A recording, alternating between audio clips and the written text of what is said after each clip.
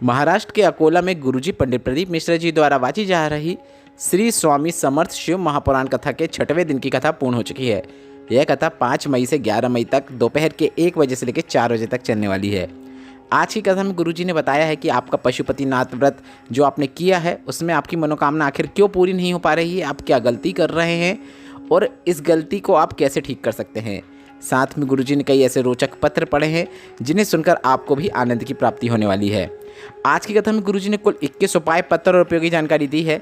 सभी की जानकारी हम आपको इस वीडियो के माध्यम से दे देंगे। अगर आपने आज की कथा नहीं सुन पाई है तो पूरी कथा का रास्ता तो आपको इस छोटे से वीडियो से प्राप्त होने वाला है। पिछले वीडियो में हमने एक प्रश्न किया था जिसका सही उत्तर है 4 धाम की यात्रा में वैजनाथ शामिल नहीं है क्योंकि यह एक ज्योतिर्लिंग है।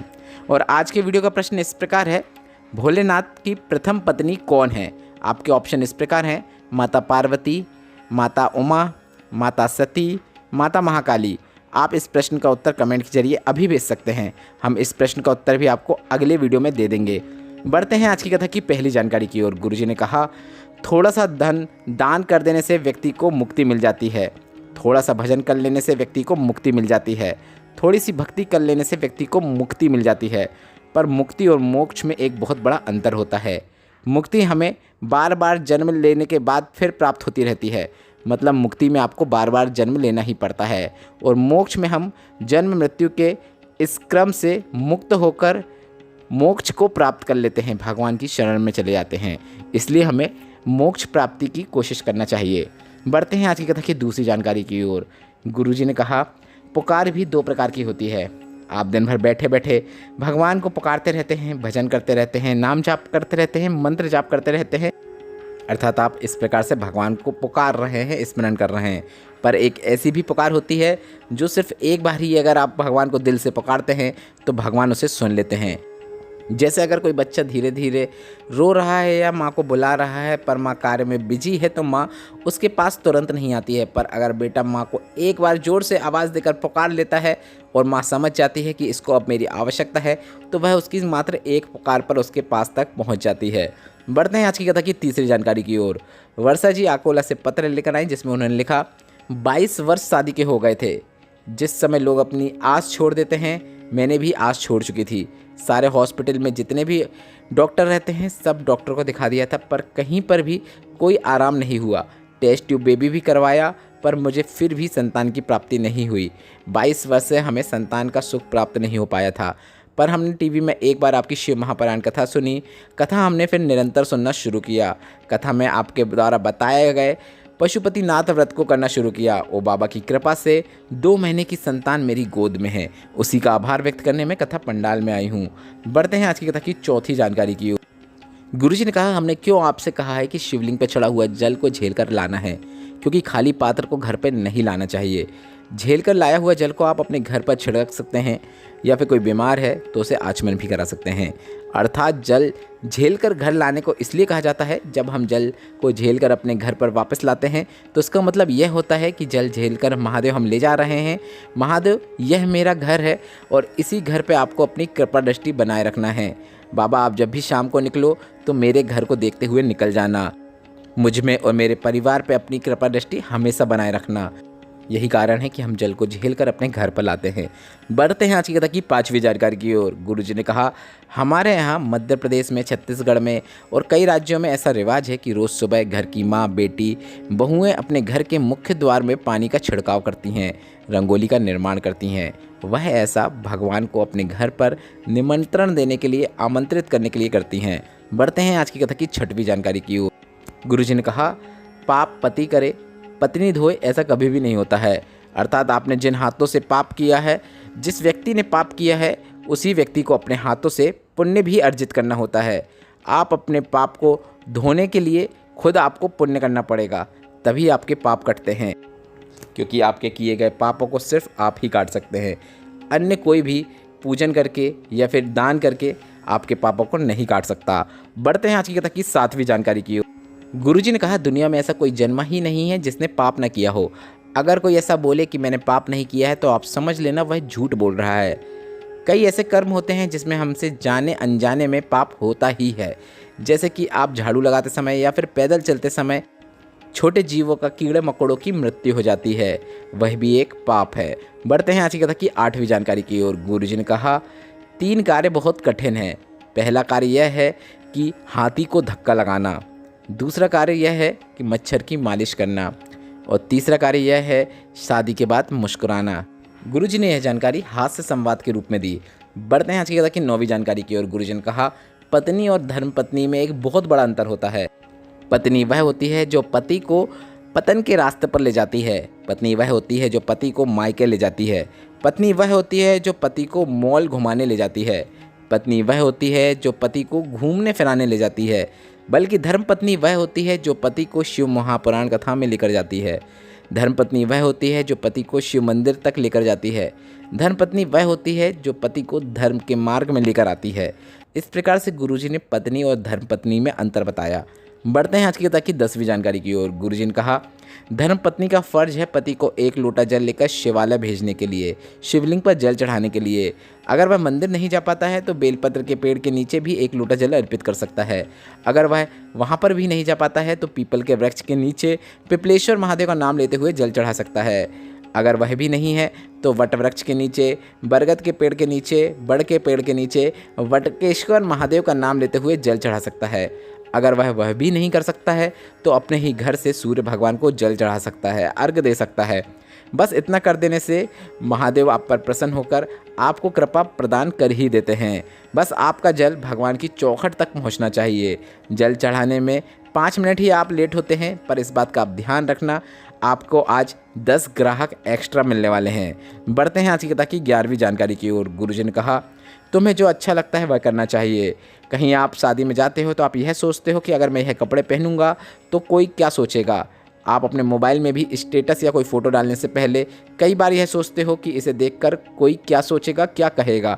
बल्कि ये आपको बिल्कुल भी नहीं सोचना है, क्योंकि 4 लोग क्या कहेंगे ऐसा आप ना सोचें। आप बस अपनी मस्ती में अलमस्त होकर अपना जीवन यापन करें। 4 लोग तो आपके मरने के बाद सिर्फ राम नाम सत्य ही कहेंगे, इस बात को याद रखो। कमा आप रहे हो, रिचार्ज भी आप अपने मोबाइल में स्वयं कर रहे हो, तो मोबाइल का स्टेटस भी आपको अपनी मर्जी का ही लगाना चाहिए। बढ़ते हैं आज की कथा की 12वीं जानकारी की ओर। आज गुरुजी ने पशुपतिनाथ व्रत की पूजन विधि बताई, जिसका डेडिकेटेड वीडियो हमने पहले ही अपने चैनल पर बना दिया है, जिसका लिंक हमने कमेंट बॉक्स में और डिस्क्रिप्शन बॉक्स में दे दिया है। अगर आप पशुपतिनाथ व्रत की जानकारी चाहते हैं तो अभी कमेंट में दी गई लिंक को टच करके वह वीडियो देख सकते हैं। बढ़ते हैं आज की कथा की 13वीं जानकारी की ओर। आज गुरुजी ने पशुपतिनाथ व्रत से जुड़ी एक विशेष जानकारी दी है। गुरुजी ने कहा आप जब भी प्रसाद मीठे में बना रहे हैं तो आपको इस बात का ध्यान रखना है, आपको मीठे में नमक का उपयोग बिल्कुल भी नहीं करना है। आप भोजन में नमक का उपयोग कर सकते हैं, पर आप मीठा जो प्रसाद बना रहे हैं उसमें नमक का प्रयोग बिल्कुल भी ना करें। बढ़ते हैं आज की कथा की 14वीं जानकारी की ओर।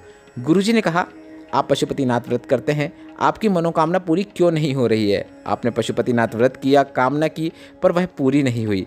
ऐसा होने का सिर्फ एक सबसे बड़ा कारण है, आपने नारियल या फिर भेंट या फिर जो प्रसाद रहता है उसे आपने जलाधारी में रख दिया।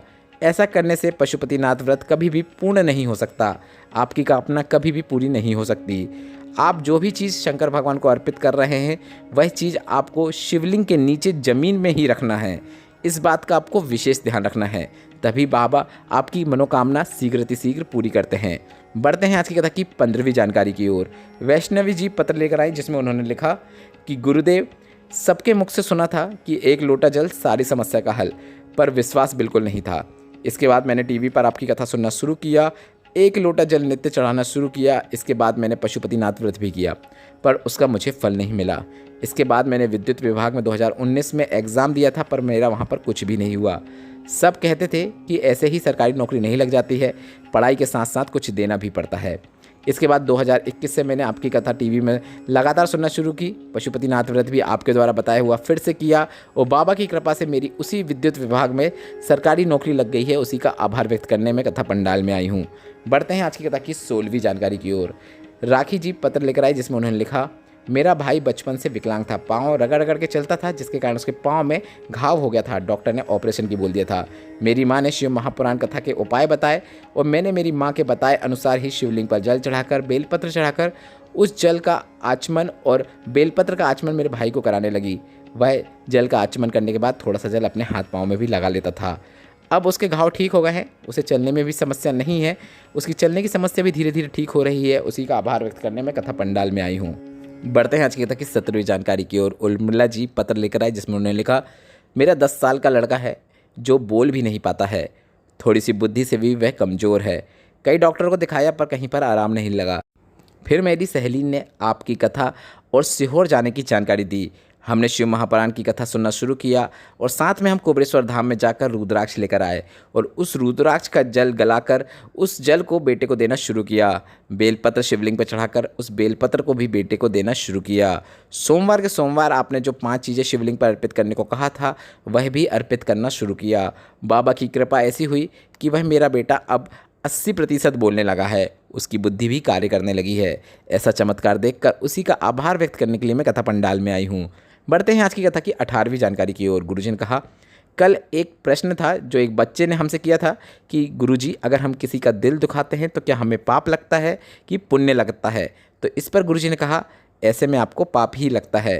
तो इस पर उस बच्चे ने कहा, गुरुजी कल आप कथा पूर्ण करके चले जाओगे तो हमारा दिल दुखेगा, तो ऐसे में क्या होगा। छोटे से बच्चे की ऐसी भावुक बातें सुनकर गुरुजी को बहुत अधिक प्रसन्नता हुई। बढ़ते हैं आज की कथा की 19वीं जानकारी की ओर। गुरुजी ने कहा, कथा कभी भी धन से नहीं की जाती, कथा हमेशा दिल से होती है। अगर कथा धन कमाने के उद्देश्य की जा रही है, करवाई जा रही है, तो वह व्यक्ति जीवन भर भटकता ही रहता है। और अगर कथा आप दिल से करा रहे हैं तो महादेव भी आपको 1 साल के अंदर दिल से ही प्रदान कर देते हैं। बढ़ते हैं आज की कथा की 20वीं जानकारी की ओर। 26 मई 2023 यह डेट आप नोट कर लें, क्योंकि इस दिन गुरुजी पंडित प्रदीप मिश्रा जी की 1 दिन की शिव चर्चा राजस्थान के झालावाड़ में होने वाली है। यह 1 दिवसीय होगी। उससे पहले गुरुजी की अगली कथा जो होने वाली है वह 17 से 23 मई तक नेपाल के डोलेश्वर में होने वाली है। बढ़ते हैं आज की कथा की 21वीं और अंतिम जानकारी की ओर। गुरुजी ने कहा, रुद्राक्ष वितरण अभी चालू नहीं हुआ है पर जल्द ही चालू होने वाला है। इस रुद्राक्ष वितरण को हम 1 साल क्या 2 साल तक लगातार करने वाले हैं, क्योंकि रुद्राक्ष बहुत अधिक मात्रा में हमारे पास हैं।